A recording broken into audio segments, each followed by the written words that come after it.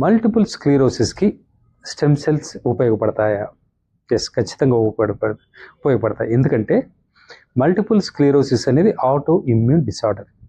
So immuno modulation చేయగలిగిన ఒకే ఒక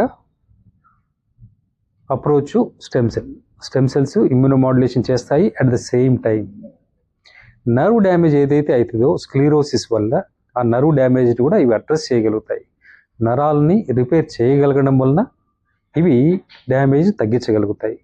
బికాస్ స్టెమ్ సెల్ యొక్క ప్రత్యేక గుణము నరాలనైనా, రక్తనాళనైనా, టిష్యూనైనా, కణజాలాన్నైనా, దేన్నైనా రిపేర్ చేయగలడం. ఆ ప్రాపర్టీని ఉపయోగించి మల్టిపుల్ స్క్లీరోసిస్లో మనము స్టెమ్ సెల్ ట్రీట్మెంట్ ఇస్తాం. సో స్టెమ్ సెల్ థెరపీ ఖచ్చితంగా మల్టిపుల్ స్క్లీరోసిస్కి పనిచేస్తుంది.